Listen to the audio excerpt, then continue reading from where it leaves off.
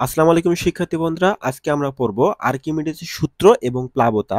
এই সূত্রটা আমি চিত্রের মাধ্যমে খুব সুন্দরভাবে উপস্থাপন করার চেষ্টা করেছি। চলো আমরা শুরু করি। যখন কোনো বস্তুকে স্থির তরল বা গ্যাসীয় পদার্থে আংশিক বা সম্পূর্ণরূপে ডোবানো হয়, তখন বস্তুটি কিছু ওজন হারায় বলে মনে হয়। এই হারানো ওজন বস্তুটি দ্বারা অপসারিত তরল বা গ্যাসীয় পদার্থের ওজনের সমান হয়। তো ব্যাপারটা চিত্রের মাধ্যমে আমরা দেখি। দেখো, একটা বস্তু যখন আমরা উপরে নাপি, যখন পানিতে ডুবানোর আগে বস্তুটার ওজন 5 কেজি। এখানে দেখো বস্তুটার কাটা 5 কেজিতে আছে, অর্থাৎ বস্তুটার ওজন 5 কেজি। যখন আমরা বস্তুটা পানিতে নিমজ্জিত করার পরে তখন কিছু পানি এই যে এখান থেকে পাত্রে পড়ে যায়। ঠিক আছে? কিছু পানি পাত্রে পড়ে যায়। দেখো আমরা বস্তুটা পানিতে নিমজ্জিত করার পর কিছু পানি পাত্রে পড়ে গেছে। তখন বস্তুটার ওজন কত হয়? তখন বস্তুটার ওজন হলো 3 কেজি। দেখো এখানে বস্তুটার ওজন কত হয়? বস্তুটার ওজন হয় 3 কেজি।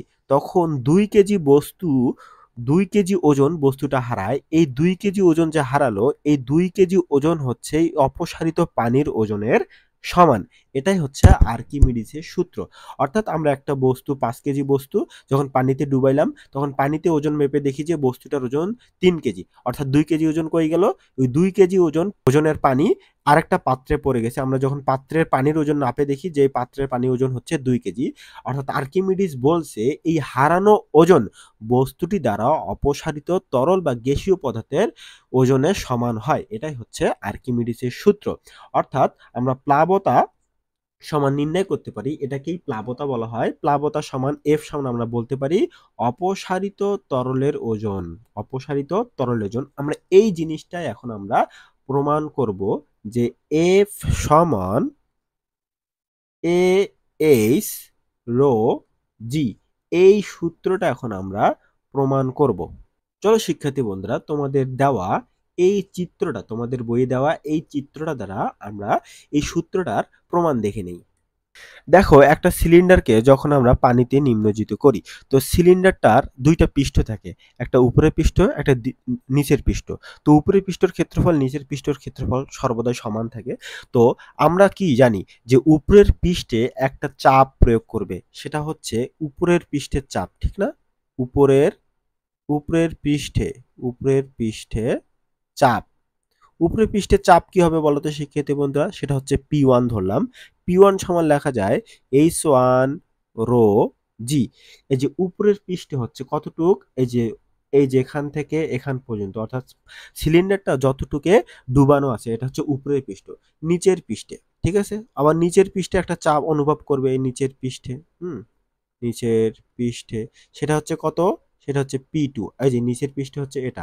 অর্থাৎ উপর থেকে হিসাব করতে হবে আমাকে যে H2 পরিমাণ নিচে নামছে, অর্থাৎ H2 রো জি।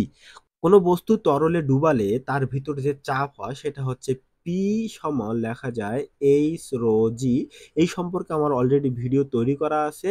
সামনের ভিডিওটা তোমরা দেখে নিতে পারো ওখান থেকে। হুম তো উপরের পৃষ্ঠের চাপ হচ্ছে এটা, নিচের পৃষ্ঠের চাপ হচ্ছে এটা। তো দেখো শিক্ষার্থী বন্ধুরা, আমরা চাপ সমান কি জানি? চাপ সমান জানি P is equal to F by A। ঠিক আছে না? অর্থাৎ এই বস্তুটার ভিতর একটা বল প্রয়োগ কাজ করবে, ঠিক আছে না? এই বস্তুটার ভিতর একটা বল কাজ করবে, সেটা হচ্ছে তোমার P ইন্টু A, ঠিক কি না? তো এই যে, তো আমরা যেহেতু উপরের পৃষ্ঠে একটা বল আছে, তার মানে সেটা হচ্ছে P1, নিচের পৃষ্ঠে বল হচ্ছে P2। তার মানে আমরা উপরের পৃষ্ঠে বল বাইর করব, সেটা হচ্ছে P1। F1 সমান লেখা যায় P1A। তো P1 আমরা কি পাইলাম? যে H1 rho G into A। তারপর নিচের পৃষ্ঠে বল, নিচের পৃষ্ঠে বল, সেটা কি হবে? F2। F2 সমান কি লেখা যাবে? P2A। তার মানে P2 কি হচ্ছে? P2 আমরা কি পাইলাম? এই যে এটা H2 রো জি। তাহলে শিক্ষার্থী বন্ধুরা, আমরা উপরের পৃষ্ঠে বল নির্ণয় করলাম, সেটা হচ্ছে P1 is equal to H1 rho g, আর নিচের পৃষ্ঠের বল হচ্ছে F2। আমরা কি জানি যে সব দিক থেকেই একটা সিলিন্ডার যখন পানিতে ডুবানো হয়, তো সব দিক থেকে সমান বল প্রয়োগ করে। এখন বলের পরিমাণ ডিপেন্ড করে সিলিন্ডারটা কতটুক ভিতরে আছে, সেটা হিসাব করতে হয় আমাদের সর্বদা উপরের পৃষ্ঠ থেকে।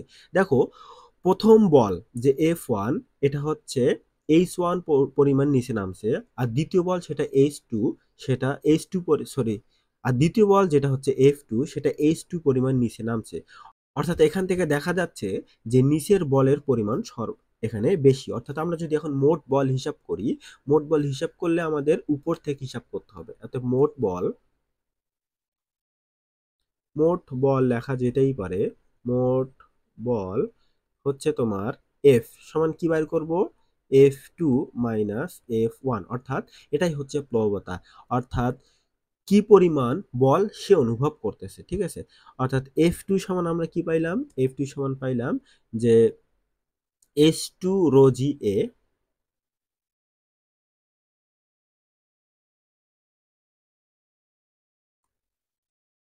যে H2 রো জি এ, আর F1 হচ্ছে H1 রো জি এ।